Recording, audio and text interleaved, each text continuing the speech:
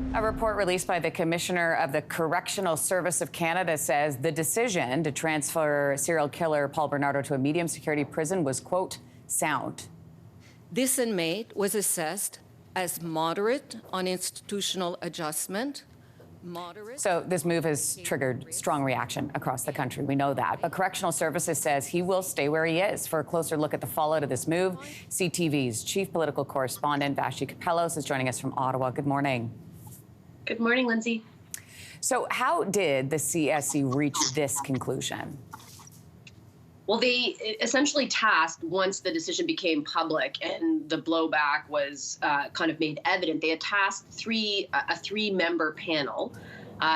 The commissioner had indicated some were internal, perhaps one of them were external. We don't have the specifics on that, but essentially they were to review the reasoning behind the transfer and then also the communications around it. And just for some kind of background context, the reason that communication was such a central aspect of all of this is because the lawyer for the families, the families of the victims, had come forth very publicly after this decision was made public to say that they didn't learn of it till after the fact and that they were never provided any justification, any reasoning behind it under the cloak of the privacy rights of Paul Bernardo, in fact. And so his argument had been, you know, the victims' rights trump those privacy rights. Some of that became evident through this review in which they said, normally we wouldn't make all these details public, but because of the impact on the public, we are. However, as you said, they concluded that the decision to transfer was sound. And there's kind of a myriad of reasons behind it. But what I garnered from what they said was basically there are certain checks that have to be made in order to qualify for this transfer once you apply.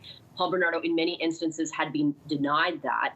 In this instance, he had more recently become able to interact with other inmates, which had not been previously the case, sort of a sometime conformist. Those are some of the words that they use. And so he kind of checked the box for being able to move to medium security, though the commissioner said, you know, added the caveat, if anything changed, he could at any point move back to maximum security. I want to ask you more about communication. It's obviously been a hot topic when it comes to the government communication, specifically Public Safety Minister Marco Mendicino, facing strong criticism over the last several weeks over the move. So what does this report say about how much the government knew about the transfer? Not a lot. It focuses more on the communications from correctional services to the victims and moreover to the public. But there is a little bit about the minister, and certainly a lot of the questions in the press conference to the commissioner were directed in that vein. Essentially, I mean, what's come to light is kind of flabbergasting, I think, for a lot of people that there were regular meetings between the commissioner and the Minister of Public Safety, but this specific topic never came up, that most of the senior staff and many of the staff in general in the minister's office knew, but they didn't pass that on to the minister until very, very, very late, months after they initially found out that this transfer was possible. The minister in the, in the interim between yesterday and the actual transfer issued a number of directives aimed at circumventing that and aimed at countering that. So, you know, there's a formal directive now, as the commissioner mentioned yesterday, that she would have to let the minister know personally if something like this was on the table.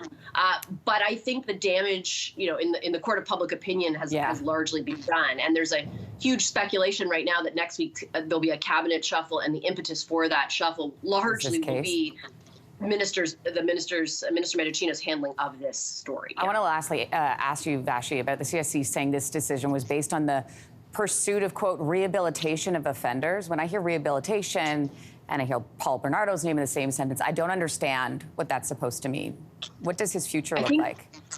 Yeah, you know what? I think that's such an. I had the exact same reaction watching it. I watched the commissioner and I understood from a logical perspective everything she was saying about how the way the system works is essentially based on the principle of rehabilitation, because ultimately not everybody in prison is a psychopath, and we can't keep everyone in there forever.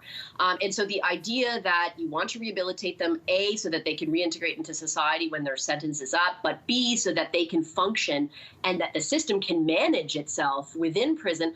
I get it from a logical perspective, but like you and I think probably everybody else watching that, when you hear the name Paul Bernardo and the term rehabilitation, your gut just tells you that it feels impossible. And you can only imagine how the victims' families feel when they hear that. I think that like you said, I get it from a logical perspective, but it's really hard to swallow. And I think it will prompt a larger discussion about the way in which the system works and what it means for people who have committed the kinds of crimes that Paul Bernardo did.